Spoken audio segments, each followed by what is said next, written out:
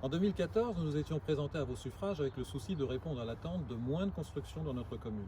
Eh bien, les chiffres le prouvent.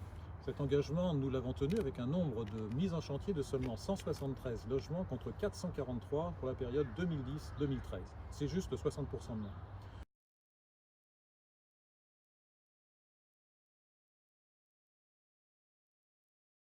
C'est parce que les règles d'urbanisme étaient insuffisamment contraignantes, nous avons dû négocier chaque fois avec les promoteurs sur la base d'exigences nouvelles, non encore écrites dans la réglementation. Donc, en introduisant dans ces négociations des impératifs à prendre en compte tels que des places de stationnement en complément, un recul supplémentaire d'alignement, des infiltrations des eaux pluviales sur la parcelle, un traitement individuel quelquefois de l'assainissement, une intégration harmonieuse dans l'environnement, mais surtout une exigence de création d'espaces verts ou de loisirs à la charge de l'acheteur.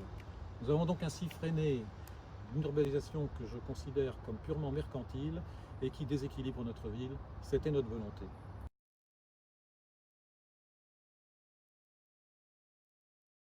Pour les années à venir, et c'est évident, il faut malgré tout en être conscient, Villenoy continuera à attirer de nouveaux habitants, comme toutes les communes de la CAPM alentour, que ce soit Crégy, Chauconin ou Nanteuil.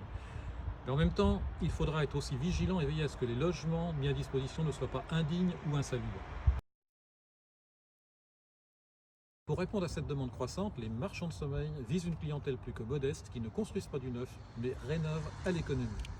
Alors, en 2020, nous devons donc réellement canaliser cette urbanisation en évitant de voir d'un côté mourir un centre-ville et ses commerces, et de l'autre côté voir s'engorger des quartiers proches des commodités.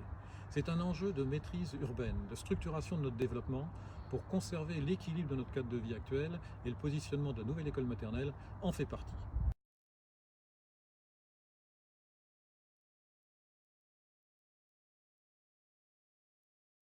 Nous avons donc lancé la longue procédure de révision du PLU, le plan local d'urbanisme, pour le mettre vraiment au service des Villenoyens. Mais démocratie oblige, nous avons la décence et l'honnêteté de ne pas bâcler cet exercice en ne le clôturant pas avant la fin de notre mandat. Ces fondations ont cependant été posées par l'adoption du projet d'aménagement et de développement durable, le PADD, qui a un intérêt majeur car il nous permet déjà de freiner les demandes de permis de construire dans l'attente de l'adoption de ce nouveau PLU. En toute transparence, nous avons volontairement programmé cet exercice pour la prochaine équipe municipale qui sera en place en mars prochain. Mais si je peux me permettre, ne confiez pas le pilotage de cet exercice à des conseillers municipaux qui auront un intérêt personnel ou familial dans la profession immobilière ou la location de logements sociaux dans votre ville. Et ça, en tout cas, ce n'est pas le cas de notre liste.